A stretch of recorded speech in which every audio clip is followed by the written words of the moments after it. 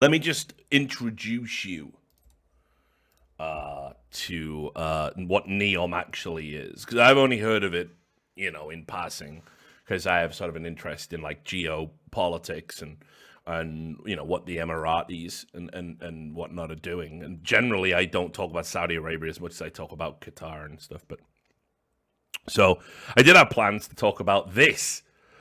Kamala Harris is going to be the VP, but there's time. It's not like I'm not going anywhere today. I deliberately slept as much as I could yesterday, boshing fucking vitamins and stuff or vitamins, so I could be, so I could be fresh for today and get through. But let's just talk about NEOM. So I'll go to Wikipedia, not one of my favorite sources to use, but it's just so you can see what it is as I give you a brief overview. But basically, what they're wanting to do is build what's described as like a cross border city, and it's going to be like a smart city. It's going to be designed with tourists in mind. So it's going to have all the latest technology. It's this huge like development, and essentially they're building it in an area that is kind of like underdeveloped, let's say. But there are people who live there. There are already people that live there, and these are the people here, the Howatat tribe. So basically, they had private Saudi security forces, and in sort of a similar way that we've seen with the way Palestine, areas of Palestine were being pushed out by the Israeli government and being told, no, this is our land, get the fuck out. This is what's happening to the, and again, I'm sure I'm butchering the pronunciation, but the Howatat tribe. And this isn't something that's really been on the global radar or covered in the media, because generally we turn a blind eye to where the oil, the oil producing companies and the countries, I should say, and because so many companies in the West are reliant on the business they generate, the oil itself, and as a result, keep in mind we put Saudi as the head of the fucking UN Human Rights Council, despite them being the nation that has the most human rights abuses that are attached to it. So whatever. But yeah, so they've basically been using a sort of private militia, private army to push out these tribes people that have been peacefully and indigenously settled upon this land for for centuries. So the march of progress, right? Now these people aren't. You'll notice from what's being described here, it's not being. They're not being. Remunerated for the land. It's being forcibly taken. They're trying to push them off. You can see this is like a tribe that has like a very large history in the region, and even has like sub tribes within the tribe itself. And if you read here about the Saudi displacement, it says nowadays the Howatat tribe has largely given up its nomadic lifestyle and settled into villages. This is another, interesting development when we, something that we don't really think about in the West. But a lot of tribal people have stopped being nomads. This is true in Africa, in certain parts of the Middle East. They out of necessity, because there's less resources for them to, nomadic tribes people would cyclically move around to preserve resources in one area that they might eventually come back to, but also to move with resources. Everyone else has become a fixed people, and built our countries and built our borders.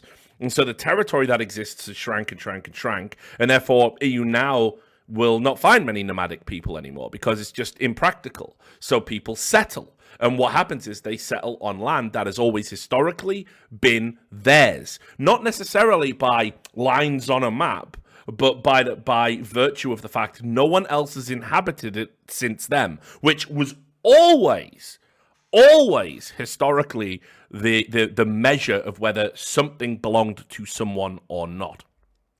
So now, in the absence of being able to move around and the impracticality of that, they have settled into villages, settlements in this particular region. So on the 13th of April 2020, a Hawattat man named Abdul Rahim al-Huwaiti posted videos online announcing that Saudi security forces were trying to evict him and other members of the tribe from their historic homeland to make way for the development of NEOM, this smart city for Western tourists, to encourage this strange integration that's going on between the wealthy, affluent West and Saudi Arabia. Alia Abataya al-Huwaiti, a Saudi human rights activist, also of the Hawattat tribe, circulated the videos. In the videos, Abdul Rahim al-Huwaiti said he would defy the eviction orders, though he expected Saudi authorities would plant weapons in his house to incriminate him. Now, if he's smart, he's probably got weapons anyway, but make of that what you will. He was later killed by Saudi security forces, who had claimed he had opened fire on them. This version of events was disputed by the aforementioned human rights activist, who said he didn't even own firearms. His funeral was held near the village of Al-Qareba and was well attended, despite the presence of other Saudi security forces. 8 cousins of Abdul Rahim al-Huwaiti have been arrested for protesting against the eviction order because, yes, guys, I know you like to bleat about how Trump's America is a fascist state. You go to jail for protesting the government in countries like this. That isn't what's happening in America, no matter how much you want to lie about it. And said that she and human rights activists in the West hope to challenge these arrests. Al-Huwaiti says that the Hawattat are not opposed to the development of NEOM, but do not want to be evicted from their traditional homeland. Already a compromise there. Alia Abataya al-Huwaiti says she has received death threats from people she says are supporters of Mohammed bin Salman. That's the current Emirati prince, I believe, in Saudi. She reported the threats to the British police. They ain't going to do shit against the Saudis, by the way. So, that's pretty much a summary of the situation. It's very recent. It's developing. This is a sort of summary of it all in The Guardian. Which came out from those videos around that time, which I'll just read some segments for. I had a little skim read while me and Davey were having a chat. I got one eye on Saudi Arabia and the other eye on Team Liquid. What a fucking what a time to be alive.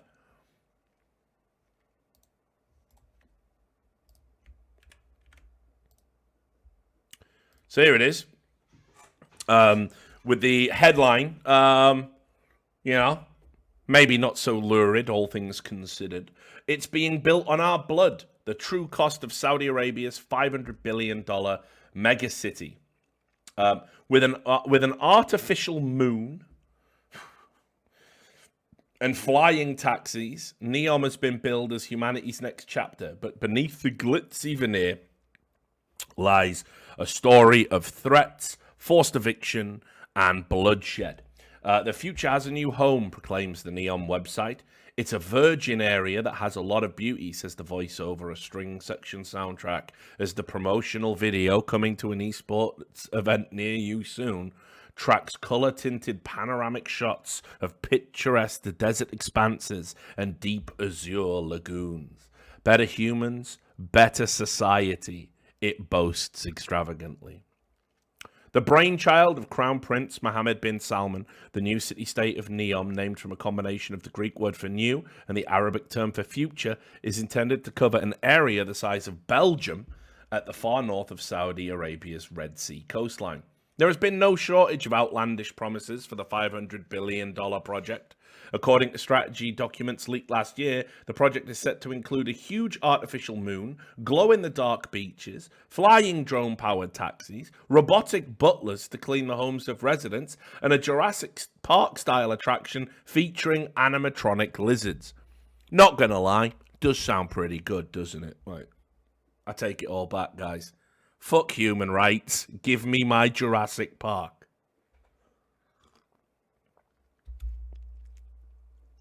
Advertising materials stressed NEOM will be built on virgin land, they love this word, ready to be conquered with futuristic technology. In 10 years from now, we will be looking back and we will say we were the first ones to come here, declares a NEOM staff member featured in that video. Now, about that, Yet part of the site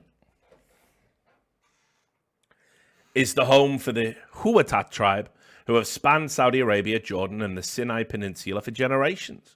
Tracing their lineage back before the founding of the Saudi state, at least 20,000 members of the tribe now face eviction due to the project, with no information about where they will live in future. For the Huwatat tribe, NEOM is being built on our blood, on our bones, says Alia Hayel Abatuya Al-Huwaiti, an outspoken activist and member of the tribe living in London. It's definitely not for the people already living there. It's for tourists, people with money, but not for the original people living there. For some Saudis, the Huwaiti tribe among them, NEOM, with its parallel legal system reporting directly to the king, represents an elite version of Saudi society, one designed simply to shut them out. Residents and visitors to the site will be allowed to drink alcohol and enjoy fine dining in a futuristic version of paradise that is also set to include a vast data-gathering network, of course, including drone and facial recognition technology covering the entire city-state. Well, who could have any problems with this, you know? Hey, look, we've got an artificial moon. You're now in a database with one of the most powerful and aggressive nations on planet Earth. No problem. The death of Abdul Rahim Al-Huwaiti on the 13th of April highlighted the tension between the tribe and the kingdom's development plans. A resident of the town of Kurabat, he had become the face of the tribe's criticism for their forced eviction, voicing complaints in videos posted to social media and appearing in others' videos. One piece of footage showed him confronting a Saudi official who visited the town to speak with residents. Abdul Rahim Al-Huwaiti made one of his last videos in mid-April. They have begun the process of removing people, beginning with surveying homes with the intent of removing people and deporting them from the land, he said, referring to the security forces in his town. They arrested anyone who said they're against deportation. They don't want to leave. They want to remain in their homes. They don't want money. I would not be surprised if they come to kill me in my house now and place a weapon next to me, he added. Later the same day, he shot a video from his rooftop of the police down below. See them? The police have come to get me, he said. Others from Kurabat recorded videos of gunfire from outside the house. Later, they recorded footage inside his house, pockmarked with bullet holes. In a statement, the Saudi authorities claimed he'd been killed in a shootout with regional security forces, stating that Abdul Rahim injured two after he shot back. His supporters have described the shooting as an extrajudicial killing. So too have human rights groups. They've killed him to set an example. Anyone opening their mouths gets the same treatment, says Alalia Al-Huwaiti. According to the Saudi rights group, what is that? Al-Qust? I'm terrible with these pronunciations. The authorities have since worked to cover up Abdul Rahim's killing and placate the tribe. They're hoping to pull off a major publicity stunt. I wonder where esports comes into this, by the way, guys. They're hoping to pull off a major publicity stunt by getting prominent figures among the Huwatat to publicly disown Abdul Rahim and renew their allegiance to the king. Great. Bribing the weak in the 20,000 tribes members. Nice. This was accompanied by the arrest of 8 members of the tribe. For Alia Al-Huwaiti, the killing of Abdul Rahim and the forced displacement of the Huwaiti people highlights the kingdom's lack of care towards tribal communities long dominated and suppressed by the state. Mohammed bin Salman began by telling the tribes, we will develop your area, you'll make money. They believed him at first. By 2019, they said, we will empty 3 villages and have to force people to move. There is nothing called a tribe for Mohammed bin Salman. He doesn't care about the tribes. Alia said she had received death threats from posting about the plight of Abdul Rahim on social media, in which we all know Twitter, by the way, run on Saudi money. I've talked about this many times on the stream. Including threats she has reported to the British police. The public relations team for NEOM, as well as executives from the management consulting firm Teneo, hired by the Saudi authorities for more than $2 million last year to represent the project, did not return requests for comment. I wonder why. The Saudi Arabian embassy in Washington, D.C. did not respond to a request for comment either. But Alia Shihabi, a member of the NEOM advisory board, told The Guardian that the displaced members of the tribe would be compensated. Practice in Saudi has been that people have to accept it and have usually done so because the government has a tradition of compensating generously. Take the money or, be arrested. Very generous. He said he did not know how much that members of the tribe would be compensated for or when. We anticipated there might be problems, especially with as large of a land grab. Like, this is their PR person. This is someone on the board. Yeah, we thought there'd be problems, especially with that land grab. Maybe avoid the term land grab when you're talking about displacing 20,000 indigenous people so you can build a tourist attraction. Maybe land grab are two words you just don't put next to each other. What do I know? Hey, I'm just a fucking esports journalist at the end of the day. It's inevitable that there will be some. Oh no, fair enough. My bad. It's not a run-on quote. It is James Cesano of the European Saudi Organization for Human Rights. So he's a lefty. He's a human rights guy. Land grab's fine. You get to use land grab. When the state has done this before, it was accompanied by human rights violations. We've already seen that. The destruction of communities on the NEOM site follows decades of tensions between the House of Saud and the tribes it has ruled over since the creation of the Saudi state in 1932, exerting control over the land through construction projects or destruction of some heritage sites have marked this rule. In 2017, the UN condemned the kingdom's forced demolition of the walled city of Awamia in the eastern Qatif region as violating human rights. On it goes, talks about Riyadh. And then here I'll do this last bit.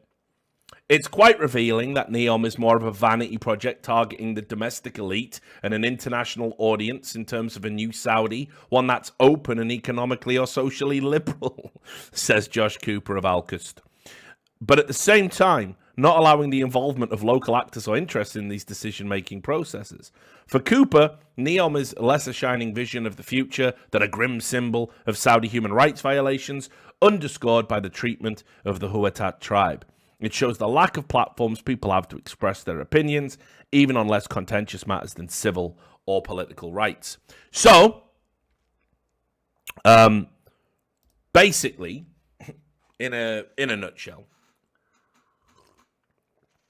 you may have heard similar stories in like the US, in Canada, about, building oil pipelines through indigenous land. And you might have seen the protests and the outrage in the media about that, and the outrage from some of these corporations that use it as a cudgel to wield against the government they believe is immoral. And there's nothing wrong with that. That's a perfectly valid perspective.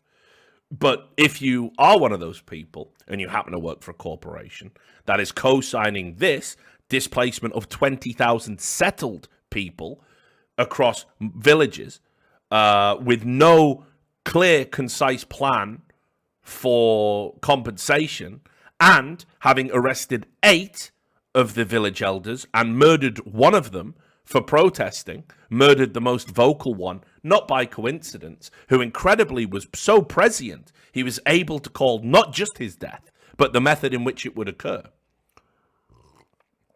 So, if it seems to me that alone, before we get into Saudi, would be something that an ethical company wouldn't want to be anywhere near. Just a thought. This is where it gets interesting. I'll tell you a side story, one of Richard's famous side stories. This was, 2017, I want to say. And we were told that bin Salman and a lot of the people, in the kingdom of Saudi were very interested in esports and really liked the idea, wanted to be technologically savvy about it, and were looking to invest in it. And there were lots of people who were messaging me saying, what would be great? Hey, Rich, we've been invited to go meet these Saudis that are looking to invest in esports. Do you want to come? You've never seen anything like a Saudi junket. The money they throw at you, it's just everything you want, and you can drink as much as you want, and eat as much as you want. And I said, why the fuck do I want to meet with people who think that it's not barbaric to fucking chop off a hand because you steal a loaf of bread, or throw you off a building because you're gay? Why would I ever want to be in a room with people like that? No, it's different, they said. It's not like that now. And I was like, what do you mean it's not like that now? It's exactly like that now. I read about this shit every day. I talk about it on my streams, on my podcast. It's exactly like that. And they said, no, this Bin Salman guy, he's really progressive. And this is no joke. This is what they said. He's the guy that said it's okay for women to drive.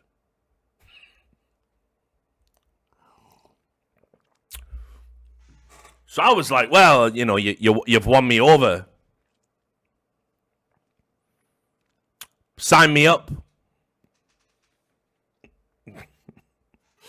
So I didn't go to that junket, but I do know people who do and did.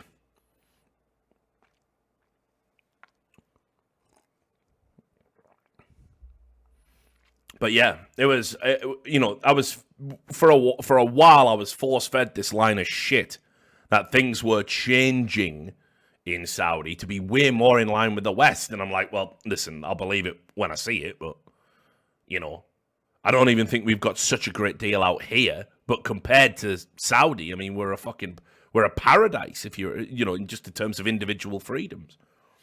But, you know, these things haven't developed, haven't manifested at all.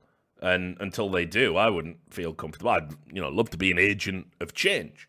But those changes would have to be acknowledged as, you know, you're going to have to break away from extreme Wahhabist views. Like, I'm sorry. Like, it's just how it is. But anyway. So we've been told that this, you know, one of the things that's absolutely true, and even on an esports level, it seems to be like in information that's peddled, is that Bin Salman does sort of crave the Western acceptance for Saudi Arabia and wants to have some sort of tie with, like, you know, the West coming over and to all these tourist attractions and seeing what Saudi has to offer and getting Western money and saying, oh hey, but we're okay, really. We're not really killing gays or whatever. And the reality is, like, without making any big major compromises, women driving, women voting, you know, they're like, yeah. I'm totally on. What about the rest of the stuff? Just don't talk about it. So that's what's been going on. So anyway, Saudi was contentious. I saw a tweet as well from a guy in esports who I know and like, and he said that basically, why are people dunking on Riot now? Riot today, now that they've announced this sponsorship deal, when they already had an event in Saudi. I want to. Can I just say I am always consistent. I made a video saying Riot Games are still awful, where I criticized them for going there, especially with the optics it generates when you are being embroiled in a lawsuit for systemic sexist conduct. This is NEOM being announced as an LEC sponsor, the main partner for the summer. And fortunately, while it does seem that Riot Games have completely lost their fucking minds and been like, wait, what's all that shit we said just recently, in fact? Right? Yep. Still got the rainbow logo on. The eagle-eyed will notice. Still got the fucking LGBT supporting logo on.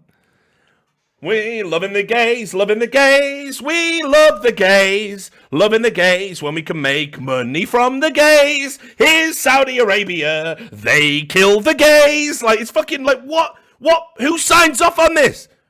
Who signs off on this? Like, what moron? Can't he at least take the rainbow down? Just take the rainbow down at least.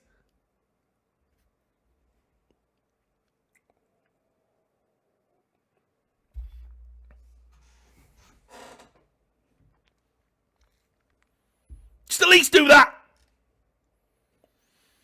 But fortunately, what I will say is, at least all of the responses are bad.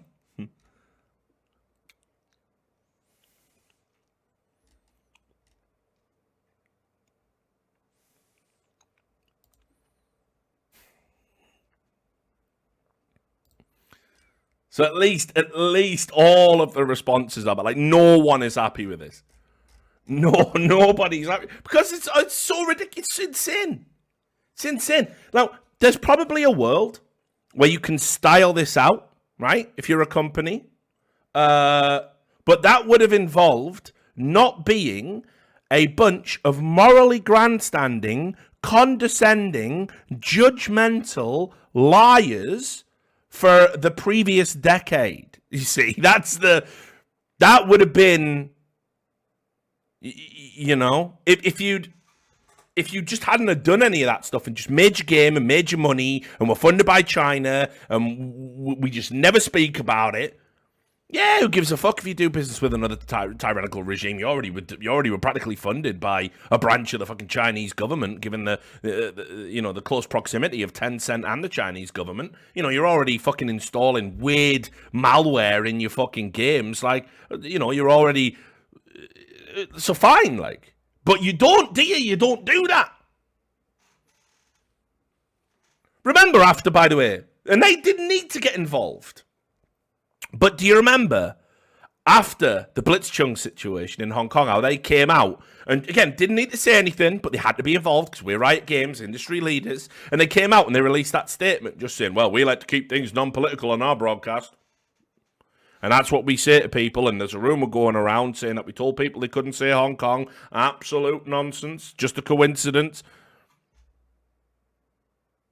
Like, guys, like, you know, if you cannot walk a straight moral line, shut the fuck up talking about morality, because you're always going to look like a cunt. It's just dead simple. It's so easy to do.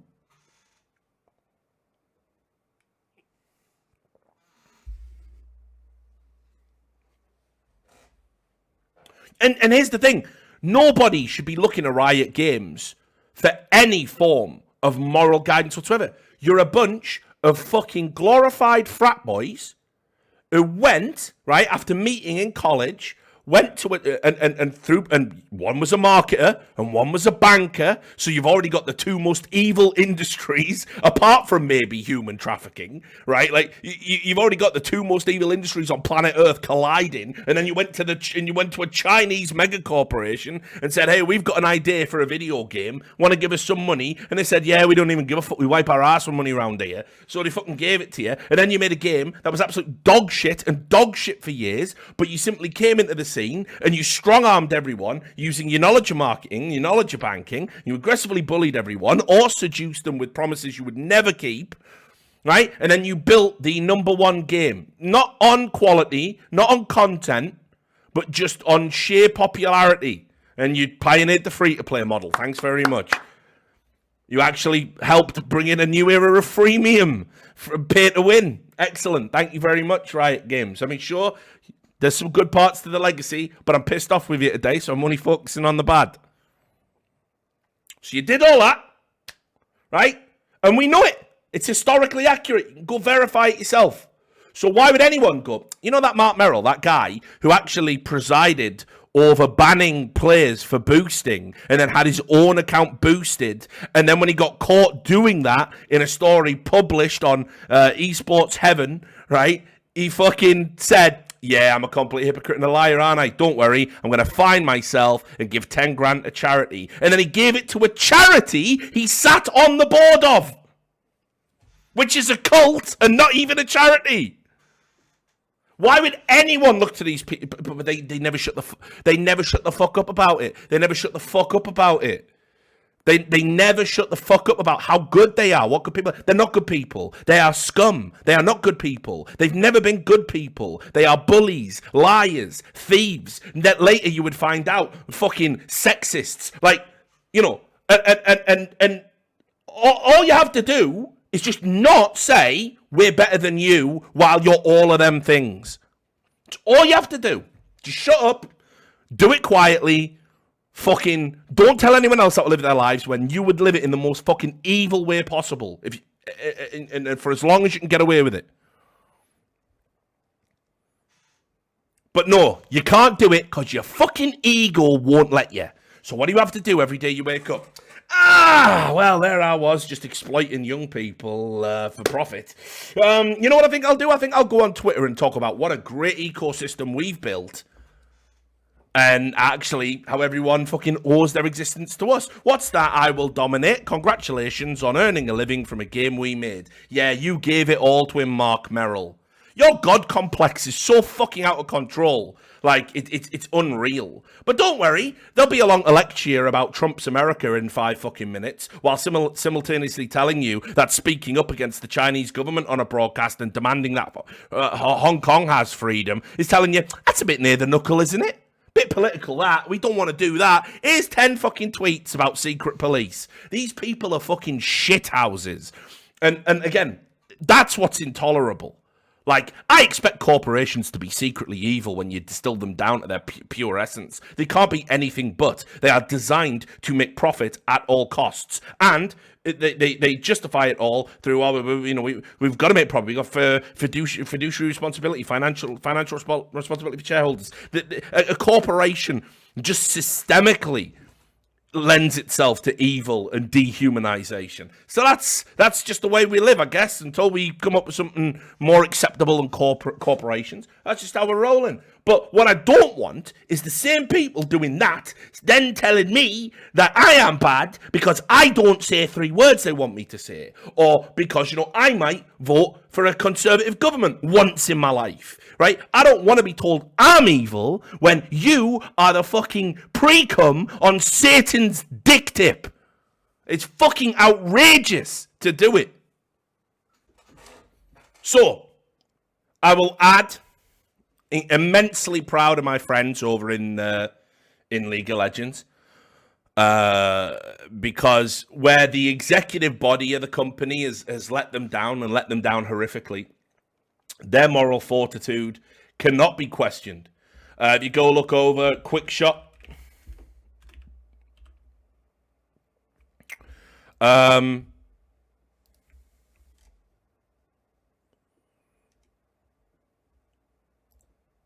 you'll see what he tweeted out. And it's going to be real familiar because it's what I just read you. You can also see here, July 13th. New Twitter handle. I'm updating my handle to allow myself to speak more openly and freely on my account on sensitive topics. Nothing has changed about my employment at Riot. He dropped the Riot. It was Riot Quickshot. What a boy. And let me tell you, I love this man. We don't get to hang out or talk as much as we used to. Obviously, he works for Riot. I work for anti-Riot. But I offered this guy a job. Wait before he even got his full-time Riot job. And I'll tell you, when I met Quickshot for the very first time, he was playing Call of Duty 4 at the Antwerp. It was the Antwerp esports festival. I think I met him. AEF. And he'd come over from South Africa with his team that did well. And that's the first time I met him. And we got absolutely fucking wasted. Immediately liked the guy. And it was an emotional time because it was the same weekend I think Six had died in 1.6, which we just had the 10-year anniversary from. So I've known Trevor 10 years. And he is a man who is morally upstanding and understands the bigger picture. And he'll never sell himself out. Never. He has a soul.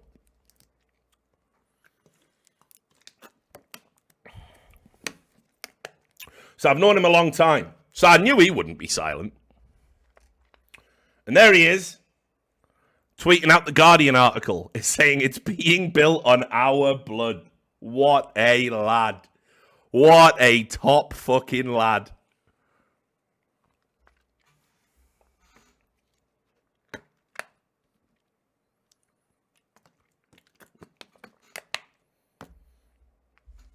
And you'll notice, just in case you thought I was exaggerating, I didn't even notice this earlier, tweeted out the tribute to Six. Because seriously, It was a big deal in our circles, even for a South African Call of Duty player. We were all deeply affected by it at that esports event because it can. We not only did we recognize the talent and the tragically young age, but we also recognized it could be any of us. It's what we do. So this is what I mean. This guy's not a fake. He's real. He can move better in certain circles than, say, me or Thorin or Scoots can.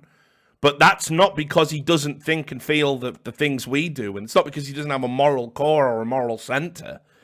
It's just because he's better at that than what we are. we are terrible when it comes to matters of pragmatism and diplomacy. But also because we just don't believe in its efficacy, I guess. I don't. And maybe Trevor will one day become a curmudgeonly, jaded asshole like me and just speak his mind all the time. And when he does, God help everyone. But he has a pure moral soul, and there's just no getting away from that fact. So I knew he'd speak up. My tweet wasn't aimed at him.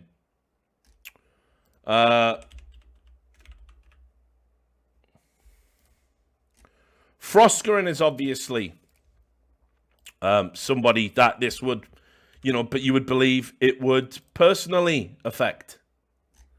And you can see what she said.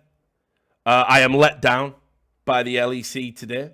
And this is disappointing because this is the LEC. It's my team, my product, my manager, my office, my family, my home. This isn't someone far away in headquarters that I don't know. This is devastating because I know who made these choices, and I feel silenced. This is another thing to take into consideration. To the staff members that obviously object to this outrageous sponsorship, it's like she says, she will know the exact people who were in the room with those people and made this call. And now, if you've had relationships with that person, a working relationship or whatever, you now got to question how they view you as a gay person, as a woman. You have to really question because if you're all right, if you're okay with the denigration of someone on the basis of sexuality, or basis of gender, basis of identity, then, and to make money, if you can take that broad, it's complicated kind of stance, what do you really think of that person you've been interacting the entire time? Calls into question every disagreement you've had, every agreement you've had, every interaction. It's now poisoned and tarnished and coloured by the decision that's been made here today. And by the way, you can't unring the bell, even if they say, listen, and there's a chance they might even say, like, listen, we misjudged it. This is not the kind of company we can do business with. We totally, it was a misstep by us. We're deeply sorry. Unlikely, because there's too much money at stake. That $20 million sexism lawsuit is small potatoes. They could have one of them every 3 months and have plenty of change left over.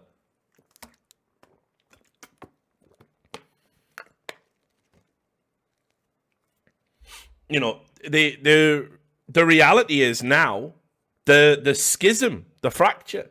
So when people ask me, is there a chance that some people might walk away from the LEC over this? I'd say it's pretty high. I think it's a goddamn shame for the fans who don't support this, by the way. I bash on the League of Legends community. It's not the worst community I've ever interacted with, and I think in general, they've grown up. In 2009, when the game came out, everyone was young. Those people who stayed with it have grown up. And in the same way I'm talking about, you're not the same dickhead you were 10 years ago. The League of Legends community now has enough people in it who aren't the same dickheads they were 10 years ago to sort of try and guide the conversation. When we talk about, at least it sounded like with Riot Games, it was just like some sort of, we did a tournament out there, as part of our ongoing partnership, we'll promote your fucking wacky futuristic city shit. And we won't talk about the natives. This was a crazier. The Blast seemed to be way more involved and closer, to what's going on. Danish tournament organizer Blast has announced a partnership with Saudi Arabia to help shape its development. It's in development NEOM City into a regional esports hub. So it's like Riot Games were just advertising it. The Blast are saying, oh yeah, that city you're building on native land, we'll help you fucking build it. Yeah, club a native on the way out, will you, lads? Like, fucking hell.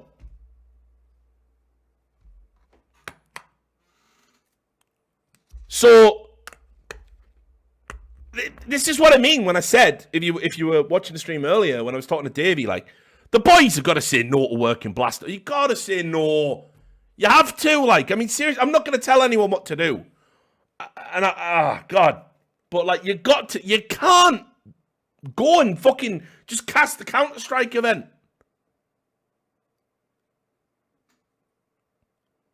You just can't do it. You can't sit there and be like, anyway, guys, quick word from our sponsors, Super NEOM City. We're going to be building an esports hub out there. It's going to be cool, and all the talent's going to fly out there. Let's look at this promotional video and see how cool it's going to be. Because the Blast are going to, like, fuck me. Like, you can't. You cannot do that. You can't do it to yourself.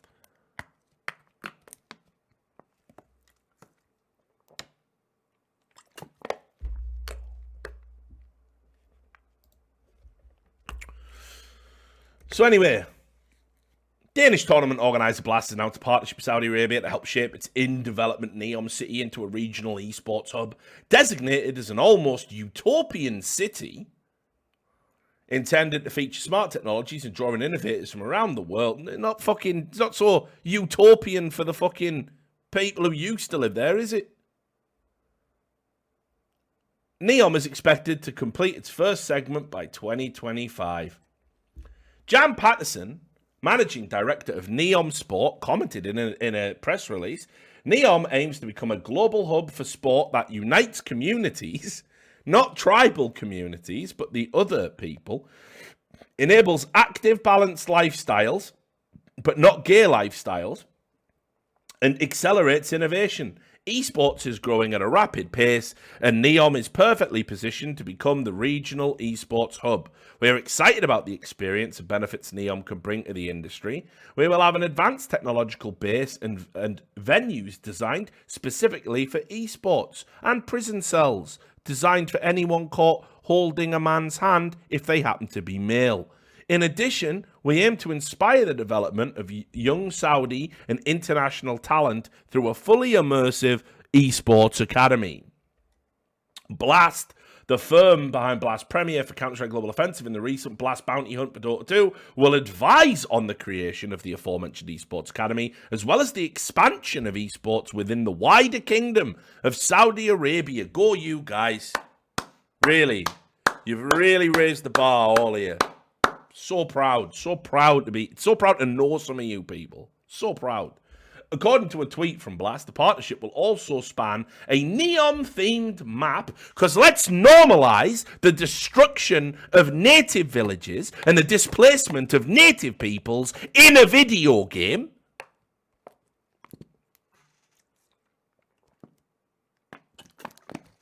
Hey everyone, let's play DE NEOM, where the Saudi secret police have to plant a bomb on an innocent villager's hut and shoot them in the head, because that's not like real life at all, and this is perfectly fine.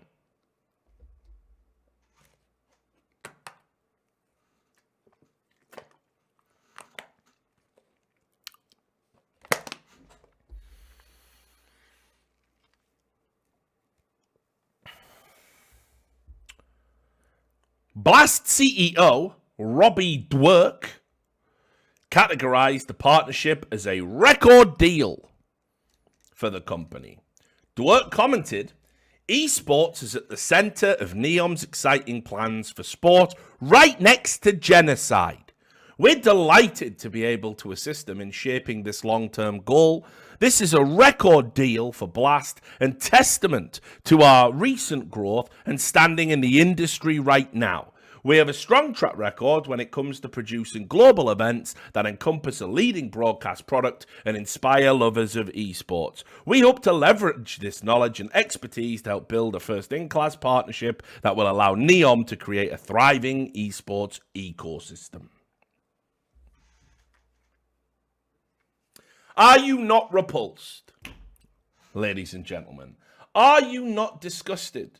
And let me tell you, as somebody, you know me, bang on fucking Riot all day long. Riot, got a punch bag in the shape of the Riot logo. Get some fucking digs in it every morning. Boom, still got it. Boom, still got it. It's like a fucking hourglass by 2 o'clock in the afternoon.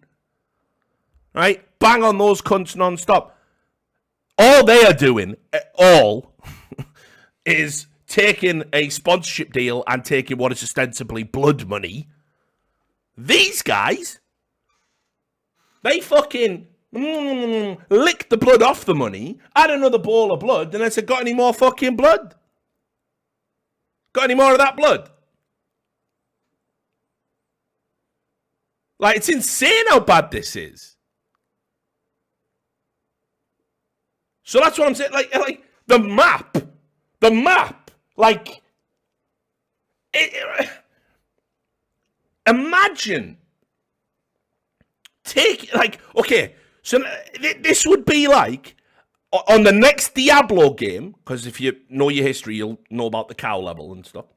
This would be like the next Diablo game having a secret level where it is Uyghur Muslims blindfolded on their knees, and you have to go through and cap as many as you can.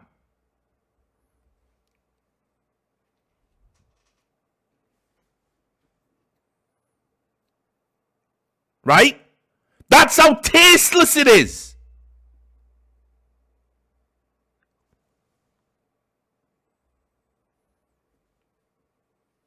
Imagine even Activision Blizzard going, fucking hell, that's a bit tasteless, isn't it? They are building a map where you shoot people named after the city that is being built on the villages where people who lived there were shot and killed. I just don't know what to say. It's just staggering. It's just staggering to me. It's so unbelievably staggering to me.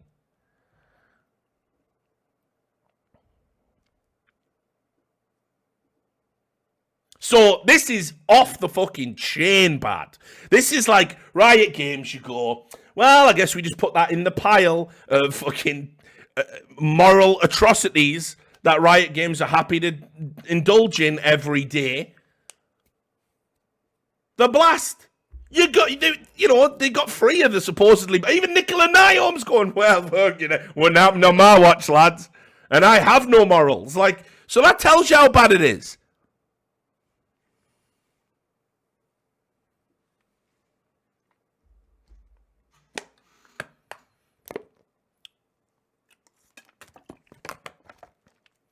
So I am saying, okay, that I'm gonna try not to be judgmental, because I do have a tendency, and I know it within myself, that when I get into a towering Jesus-like frenzy, right, I'm probably tapping into that vein of hypocrisy I try to avoid when I talk about people who do morally grandstand.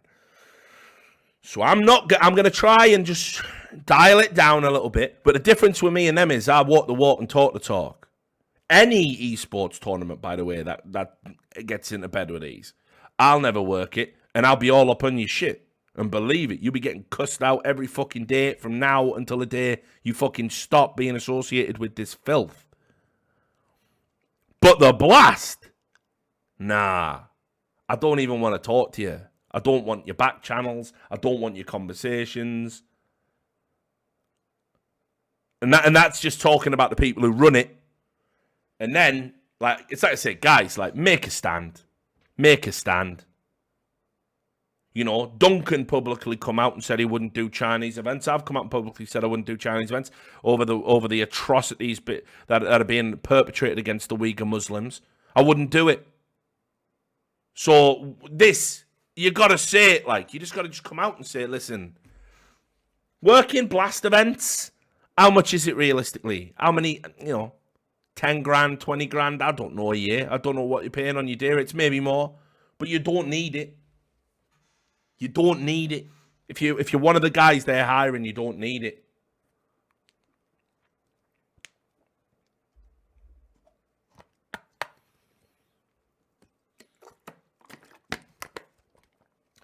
So there you go.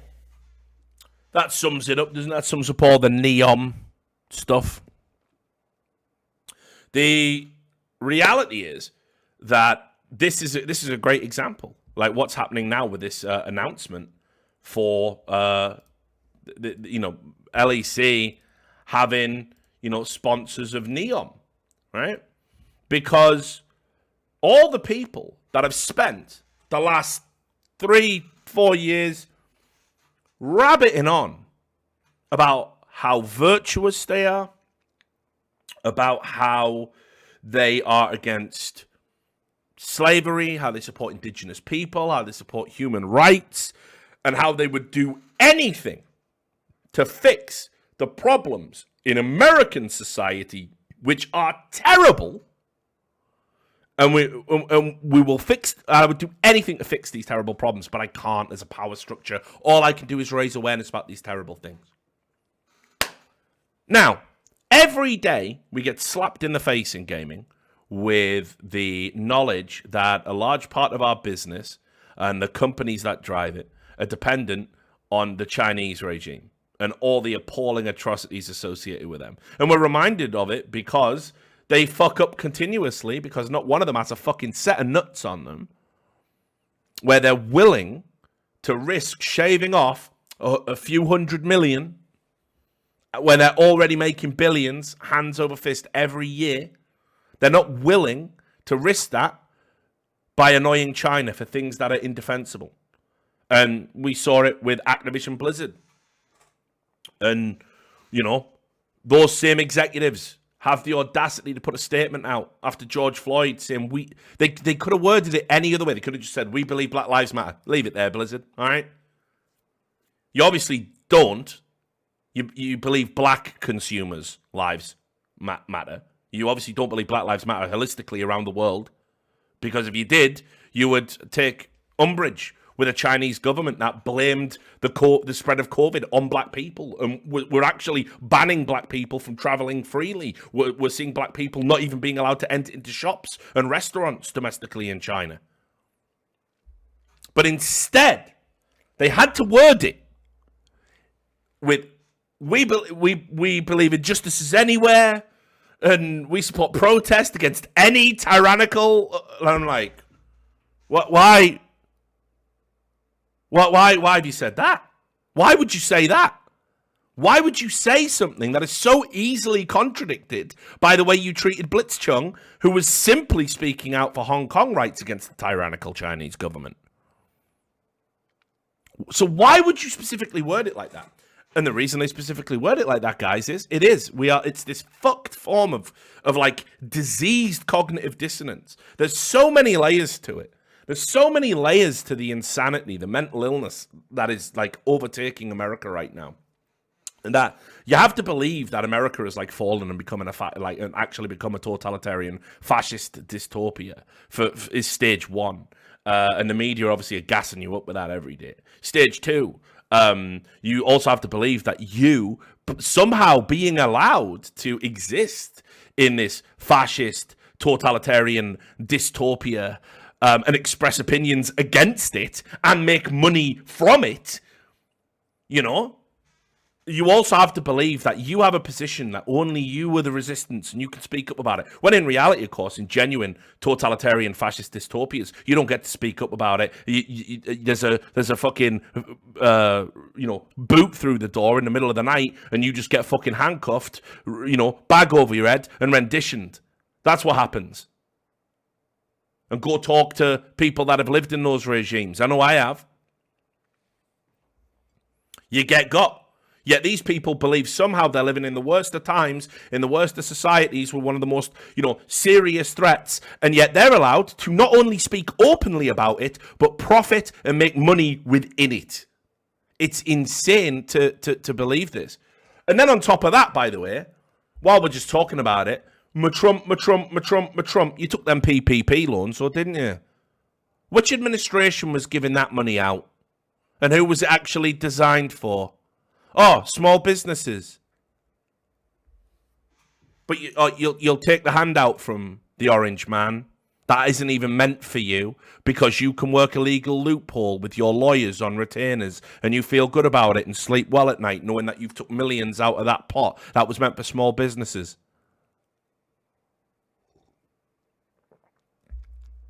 And listen, I power to them, I guess. If the system's abusable, it's going to get abused.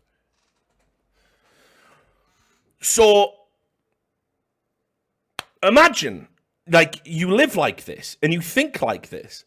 Well, it's clear at that point you're not a coherent thinker.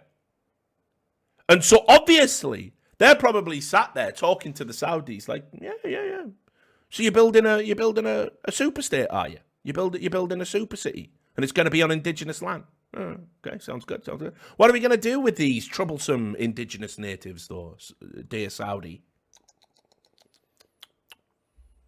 Oh, we're just gonna drive them off their land, not tell them where they're going to live, and we may compensate them down the line. Well, I see no problem with this. I mean, traditionally, our brand has always stood for inclusion, diversity, peace, love, respect for all lifestyles. But, that's just something we say in America. We don't really mean it globally.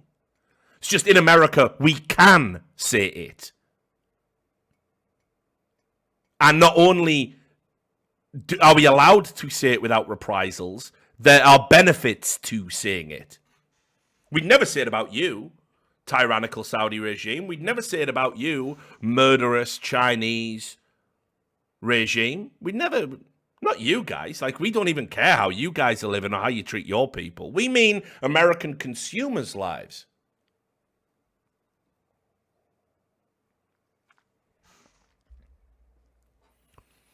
I just think it's just I just have to wake up and live with this. I just got to break bread with them every day. You got to fucking sit with these snakes and slime balls. See the nonsense they put out into social media, screeching like they are oppressed people, and then they go and do business deals with governments that legitimately oppress people. It's like, who the fuck are you at that point?